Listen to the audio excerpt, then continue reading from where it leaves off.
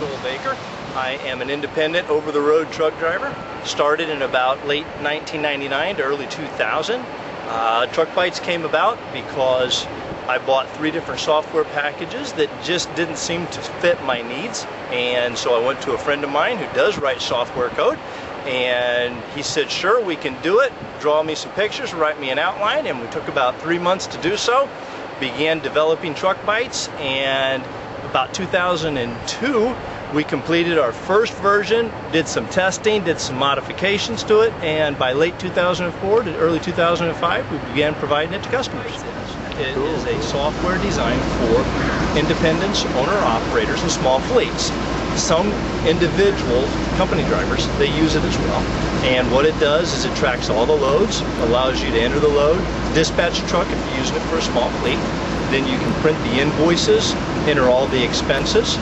It automatically takes fuel expenses, adds them to the trip report, finish completing the trip report, and you're all done. It'll run your income reports, expense reports, print your trip reports, and invoice your customers. Okay. And that's all free. That's all free. It has been since the day we began, and it will be for 1983 when I went into the Army, and I was in for about 10 years. I was actually in construction, but we hauled our own equipment around, and I was responsible for my own truck and a group of trucks at one point. And after the Gulf War, and I returned back from the Middle East, we did a reduction in force, and I was selected in a lottery to return back to civilian life. And I had about 3 weeks to return to civilian life, and I started looking for work, and I spoke to a gentleman named Bob Toberman at Texas Star Express, and as it turned out, fate was on my side. Bob was a former Korean War veteran who also was challenged to find work after he returned from the Korean War. Very quickly, probably. Very quickly, yeah. He stepped out on a limb and said, hey, I want to do this, and he went to the president at Texas Star. I believe the gentleman's name was Gary Amerson. And Gary said, absolutely, Bob, we'll do it. And that began my over-the-road. And you were with Texas Star for a number of years? I was with Texas Star for about 2 years. Okay. And then I returned home to take a local job, and that local job didn't work, and so I started driving for a local company. Now, home is where? Home is Pontiac, Illinois at that time. Oh, okay, okay. And then I drove for a local company for about 3 months, and there was a contract dispute with the union, and it didn't appear that that company was going to last, and so I went to drive for someone else, and I was correct. They actually folded about 3 months later. Oh, wow. And then the carrier I went to drive for was in business until about 1999, which was when I made my change when they went out of business. And I began driving my own truck and running my own. Discouraged with how much time paperwork took, and the software that I bought, there were 3 of them, they just didn't get the job done in a timely manner. Some of them were overkill. There was one that just didn't work altogether, and I was really frustrated by it. Okay. So, and these were all paid programs? Or? They were all paid programs. In that first year, with the 3 programs collectively, I believe I spent about $5,500 total. Wow. So it was a lot of money. And a lot of the software programs out there have what's called a maintenance fee, where you have to keep paying every year to receive their updates and receive the updated IFTA rates, because if you don't have those every quarter, you know, all the software in the world to do IFTA is no good. You don't have the rate. 2000, right in that ballpark, late 2000, early 2001 is when we really got started with it.